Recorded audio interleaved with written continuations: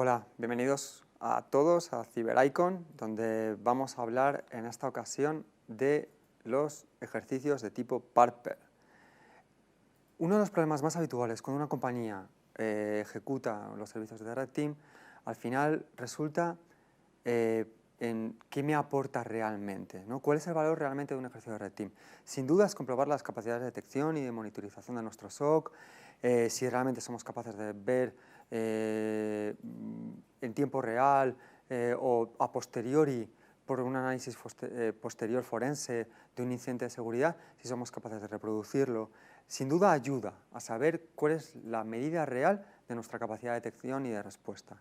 Pero de alguna forma los ejercicios de Red Team se suelen también orientar a vulnerabilidades de tipo Zero Day o vulnerabilidades que han sido publicadas hace poco y esa ventana es la manera que tenemos de intentar colarnos por dentro de la organización.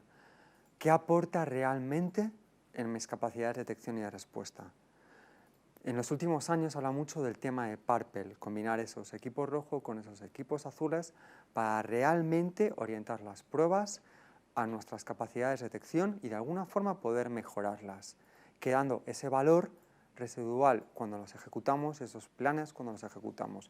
En esta charla vamos a intentar contar nuestro entendimiento de las metodologías, qué tipo de herramientas usamos, qué tipos de frameworks vamos a usar y de alguna forma cómo se tiene que comunicar ese equipo rojo, ese equipo azul, siempre orientado a las necesidades que tenemos como organización.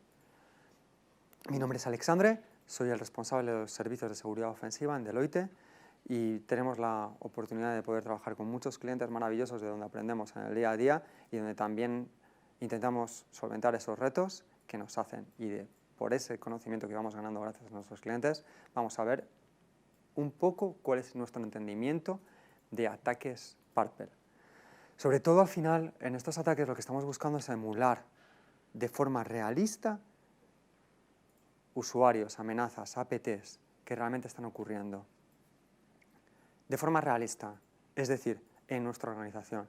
El objetivo siempre de un Parpel es probar si soy capaz de detectar y mejorar mi capacidad de detector con este ataque para ver si somos capaces de monitorizar y detectarlo y responder al incidente, ¿vale? La emulación es siempre real y la emulación siempre tiene que estar alineada con lo que realmente, por así decirlo, se está llevando en el mercado.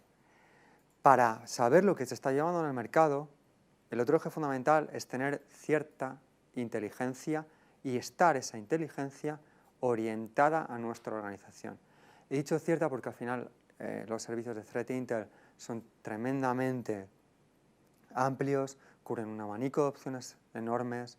Aquí nos debemos centrar única y exclusivamente a cuáles son los ataques o la tipología de ataques, la tipología de adversarios que más comúnmente nos están encontrando en nuestra organización. La otra parte de inteligencia la tenemos que aportar nosotros porque sabemos cuáles son nuestros puntos de dolor y los lugares que nos tienen que importar más a la hora de detectar. Hemos hablado de comunicación entre equipos rojos y equipos azules. Todo esto no se va a poder llevar a cabo si no somos metódicos, si no somos organizados, si no hablamos un mismo lenguaje. ¿Cuántas veces sucede que el equipo rojo, a la hora de reportar cómo ha realizado el ataque, en realidad explica una serie de técnicas, una serie de ataques, una serie de herramientas, una serie de inyecciones de paquetes de red en nuestras redes, que el equipo azul no es capaz de distinguir de tráfico normal o ni siquiera lo conoce porque están hablando lenguajes distintos? El equipo azul necesita también cosas diferentes que le cuenta el equipo rojo. El equipo rojo necesita de alguna manera comunicarse con el equipo azul de forma efectiva para el objetivo de los ejercicios Parper. Esta comunicación requiere siempre de un método, de un orden y de una cierta normalización en los resultados. Normalmente, para hacer esto, en los últimos 6 años se ha puesto de moda la matriz Mitre. Se ha puesto de moda, en realidad es la referencia. Cualquiera de nosotros la usa y cualquiera que no la esté usando, sinceramente recomiendo que la empecéis a usar. ¿Vale? Es una forma maravillosa de normalizar los resultados, las técnicas y un abanico enorme de diferentes maneras de poder atacar una organización en una matriz que nos permite conocer las técnicas y las subtécnicas que hay. Pero esta matriz tiene ciertos problemas, sobre todo hay dos. Lo primero es enorme. Es una matriz que recorre un montón de técnicas y un montón de subtécnicas distintas, que además cada una tiene una especialización distinta de las fases en las que se ejecuta. Es imposible que seamos capaces de detectar todo, porque si no, tendríamos un budget infinito y una ilimitación de recursos que nos permitiría monitorizar todas estas técnicas. Y lo segundo es que tampoco se debe tomar como el santo grial, en el sentido de que no está absolutamente todo recogido en esa matriz.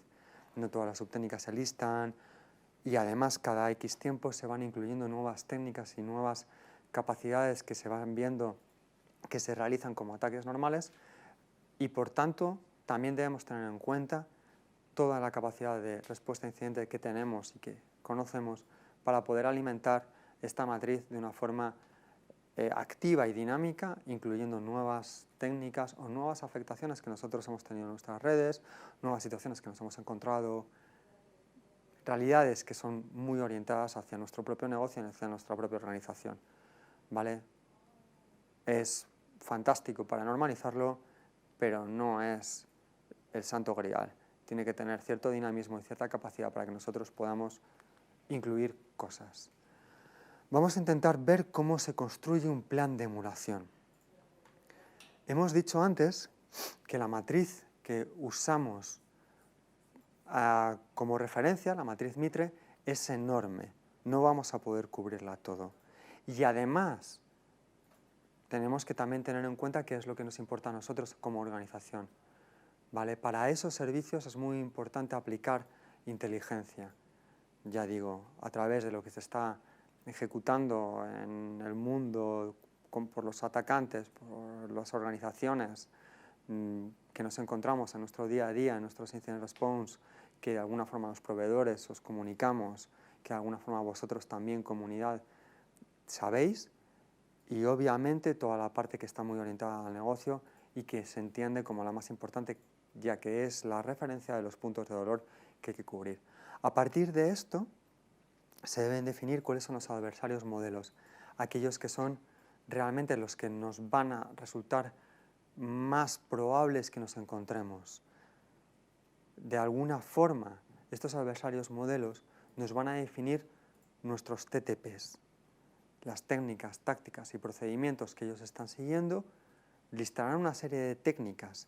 No debemos focalizar sobre todas las técnicas, solamente aquellas que sean más realistas, aquellas que nos vamos a encontrar más probablemente en el mundo o aquellas que están más afectadas, que pueden tener más afectación en nuestra organización. Es decir, si nosotros tenemos algunas medidas de seguridad que controlan y mitigan determinados ataques, pueden ser tanto soluciones de DR o soluciones de monitorización o soluciones de antivirus. A lo mejor es probable que si están bien configuradas, estas tácticas sean menos factibles de que realicen. Por supuesto, siempre sugerimos probarlas todas, pero hay que priorizar, unas van antes que otras. Eso nos va a dibujar los TTPs que nosotros queremos, los adversarios, los TTPs que son más probables en nuestra organización y que podamos tener más afectación, nos van a dibujar un calendario, una planificación de emulación que tenemos que ejecutar en nuestra organización y que tiene por objetivo mejorar nuestra capacidad de detección y de respuesta a incidentes. Vamos, por ejemplo, con algo muy típico, el grupo APT3. El grupo APT3, como todos sabemos, en la matriz de Mitre, tiene tres fases distintas: la fase inicial, la fase de escalado de privilegios y la fase de persistencia. En un ataque normal, la fase inicial suele cubrir todos los aspectos que tienen que ver con poder llegar a colarse en nuestra organización, recabar información sobre nosotros, nuestras huellas digitales, todo aquello que está publicado, nuestros lugares que están más desprotegidos y que por tanto son más vulnerables. Esa primera fase de análisis, esa primera fase de intentar lograr colarse, lleva una serie de TTPs asociados con los factores que hemos dicho antes, tanto esta recolección de información como intentar empezar a colarse en nuestra organización a través bien de códigos de mails maliciosos, de USBs que se pueden desplegar, alterando nuestro plano físico, el plano de procedimientos, el plano de personas, cualquier cosa en el alcance está definida. En este caso, de todas estas posibilidades, las asociadas a la APT23 son las que podéis ver listadas en la presentación en el slide. Después, tiene que ver con todo aquello que una vez se ha comprometido nuestra organización, una vez hay alguien dentro de nuestra organización, todo aquello que tiene que ver con los movimientos laterales, la capacidad de identificar cuáles son las informaciones que son más resultantes, las cosas que se deben llevar a cabo para poder generar la persistencia, poder movernos hasta dentro de nuestra organización, hasta las joyas de corona, hasta aquellos lugares de negocio que son más interesantes o afectando a las personas que son más importantes en nuestra jerarquía, en nuestro org chat de nuestra organización, ¿vale? Todo esto tiene que ver con la fase 2 e insisto, en la APT podéis ver, en la slide podéis ver las asociadas con la APT3. Movimientos laterales, escalada de privilegios, identificación de vulnerabilidades para poder moverse de una máquina a otra de forma remota, son las técnicas que habitualmente están recogidas en esta fase. La fase 3 tiene que ver con la persistencia, es decir, de alguna forma quedarnos ahí. Ese quedarnos ahí se logra de maneras distintas, a través de ofuscación de los mensajes, a través de command and controls que controlamos desde fuera y que de alguna forma la detección y la monitorización no es capaz de identificarlos. Ese tipo de también técnicas y procedimientos de persistencia están asociadas siempre a un adversario. En el caso de ATP3, insisto, podéis consultarlos en la slide que estamos viendo proyectada, ¿vale? Este es el plan. Hemos dicho cuáles son nuestros adversarios. De los adversarios tenemos un listado de TTPs. Hemos priorizado aquellos que son más importantes para nosotros porque no podemos emularlos todos. Y a partir de aquí es nuestro plan de emulación. Vamos a hacer esto, vamos a calendarizarlo a lo largo de un año para mejorar nuestras capacidades de detección, para cerrar el círculo. Y una vez mejoramos estas capacidades de detección, obviamente estos planes se tienen que estar revisados. Ya vemos que hay una parte de gobierno muy importante, no solamente para comunicar, sino para siempre aplicar inteligencia a la hora de decidir qué planes y cómo poder emularlos y cuáles son los TTPs que queremos realmente ejecutar. ¿Cómo se debe ejecutar un ejercicio? Al final, dentro de un ejercicio hay muchas fases distintas, pero entrando en detalle, realmente lo importante es, contra un TTP concreto, que los equipos rojos y blue ya estén comunicándose, es decir, que esta capacidad de Purple se está empezando a generar. De alguna forma el rojo va a explicar qué va a hacer y el blue va a decir qué reglas de monitorización y detección espera que sean capaces de encontrar, identificar ese ataque que se está realizando. ¿Vale? Este primer engagement, este primer disclose de información es importante para decir, oye, lo que te voy a hacer es esto y de otro lado es lo que yo espero poder pararte es a través de esta vía. Esta primera parte forma parte de algo que ya se debe empezar a documentar en los planes. Una vez ejecutado por diversas formas, por vías distintas, a través de herramientas que veremos de open source más adelante o a través de herramientas propietarias, estos ataques, lo que importa realmente es guardar las evidencias de que la parte ofensiva ha ejecutado tanto evidencias en cuanto a las herramientas, paquetes de red, inyecciones que se han realizado, sino también timestamps, es decir, a qué hora se ha realizado, desde qué direcciones de red, contra qué direcciones de red. En el equipo Blue se tiene, y es muy importante también, que identificar estas evidencias de monitorización y detección. ¿Y por qué digo que es muy importante? No es extraño encontrarnos con que hay ataques que se paran, pero en realidad no estamos seguros por qué lo estamos parando. De hecho, es un mal habitual, es casi un mal endémico que nos sucede. Hey, he conseguido parar este ataque. Vale, demuéstrame que lo has conseguido parar. No simplemente lo has parado. Vayamos a la evidencia del ataque, vayamos a la evidencia de la defensa, a la evidencia de la detección, para ver que realmente la configuración del EDR ha hecho lo que tenía que hacer para que realmente los logs te permiten después, en el caso de que no se pueda parar una reconstrucción del incidente, del posible forense que quieras realizar, realmente vete a ese detalle. No solamente digas prueba ejecutada, éxito porque hemos sido capaces de defenderlo. Y estas evidencias también se tienen que almacenar, se tienen que guardar para poder ser consultadas posteriormente. Obviamente la ejecución del ejercicio continúa, al final hay un disclose, una manera de poder volver a usar este lenguaje común para mejorar nuestras capacidades de detección, porque ambos equipos están hablando el mismo idioma y se está centralizando la información en el mismo lugar y de alguna manera somos relativamente seguros de que efectivamente nuestras capacidades de detección están trabajando de forma correcta. Ya digo, es importante entrar en el detalle de las evidencias, no simplemente decir que se para, hay que entender contra qué se ataca y por qué se está parando bien. Vamos a ver cuál es un framework de emulación. En esto en realidad hay muchas formas distintas de abordarlo, hay soluciones que son propietarias, hay soluciones que son de código libre. Nuestra sugerencia siempre es mantener un enfoque muy abierto, porque los TTPs además van variando, porque las subtécnicas son muy especializadas, porque de alguna forma vas a necesitar el know-how de gente o perfiles muy expertos para poder ejecutar cosas muy concretas, si ese es el grado de madurez de la organización o si esa es la necesidad que realmente se tiene, evadir seguridades, evadir frameworks de seguridad que tengas, controles, mitigaciones y similares, nos obligan a tener una perspectiva muy abierta en cuanto a la serie de herramientas que debemos utilizar. Nosotros, por ejemplo, mantenemos tanto herramientas propietarias muy habituales como también un framework y unas herramientas que nosotros mismos desarrollamos para poder tener esa flexibilidad que nos permitan emular los ataques de forma correcta. Hemos dicho antes que además las herramientas deben tener unos controles de calidad, deben generar logs, deben generar timestamps, deben ser flexibles para poder incluir cosas y cargas maliciosas que nosotros mismos queremos probar en nuestra organización.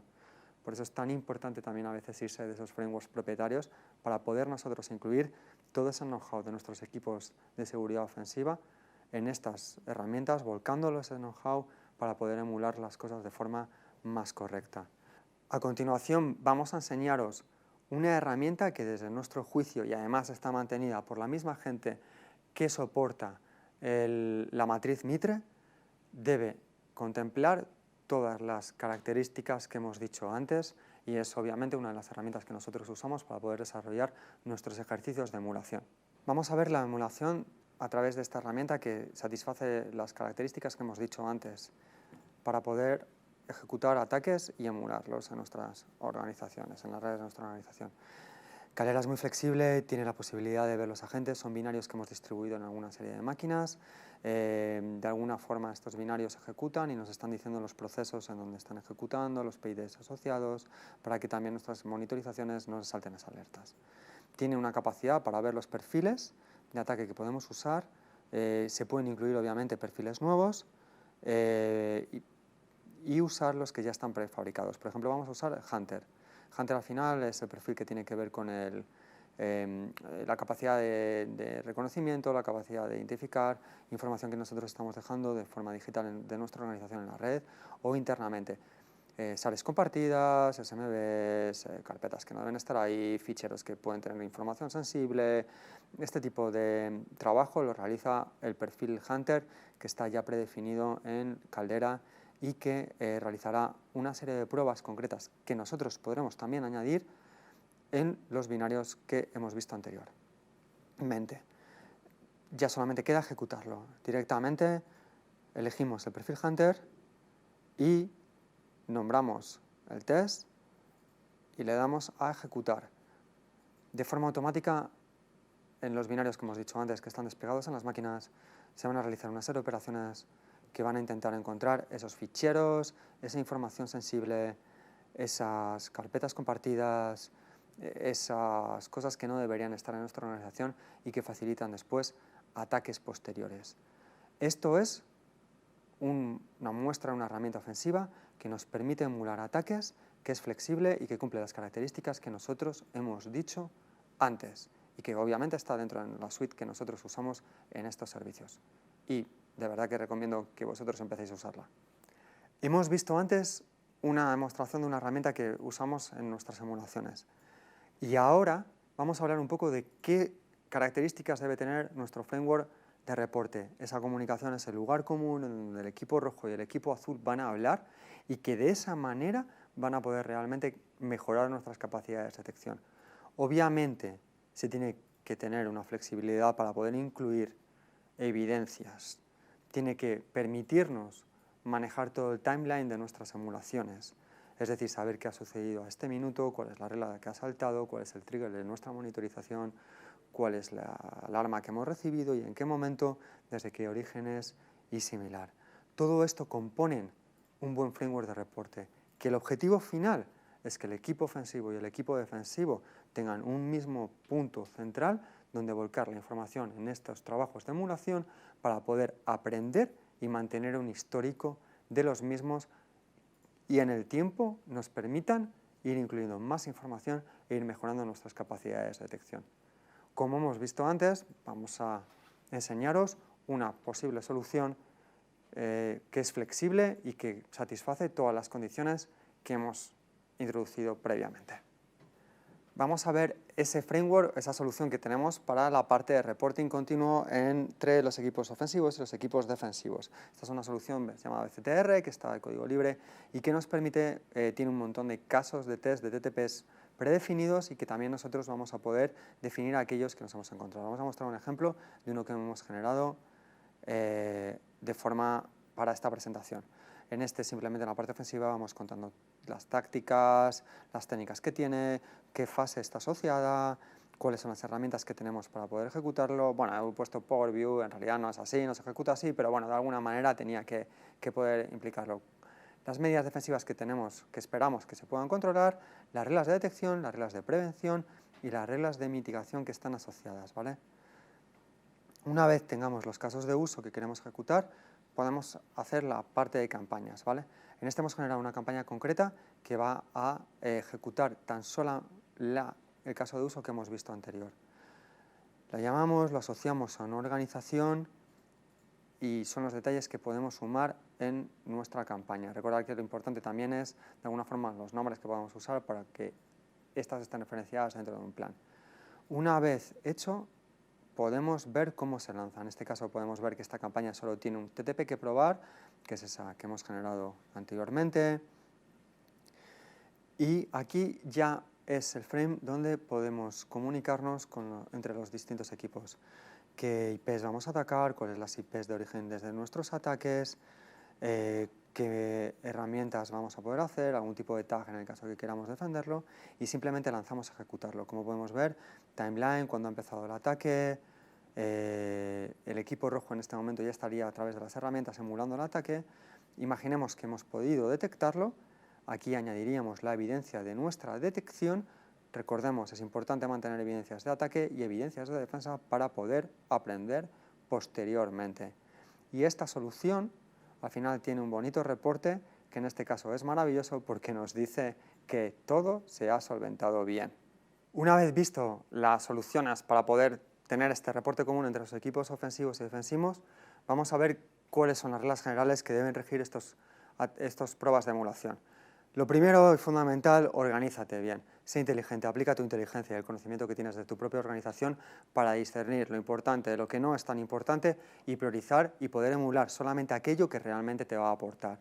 El segundo, sé muy flexible con una mente abierta sobre las soluciones. No uses una única solución, usa muchas, usa soluciones que te permiten incluir tu know-how en las pruebas que vas a tener, tanto en tu detección como en tu monitorización. Y lo tercero y más fundamental, y es un problema siempre que se tiene, empieza a generar ese lugar común en donde los equipos de defensa y los equipos de ataque hablen, puedan centralizar información, puedan aprender los unos de los otros para lograr generar esa capacidad tan llamativa y tan importante de empezar a entender por qué defendemos de una manera, por qué atacamos de una manera. Eso es realmente lo que los ejercicios de emulación persiguen, mejorar esa capacidad, ese lenguaje que nos va a permitir ese conocimiento que aplica en una mejora de nuestra capacidad de detección y respuesta. Muchísimas gracias por vuestro tiempo, espero que haya sido interesante, confío en que os haya llamado la atención alguno de los puntos y por favor, cualquier pregunta que tengáis ahora en nuestra sala de networking o más tarde siempre podéis intentar encontrarnos. Muchísimas gracias una vez más y un saludo.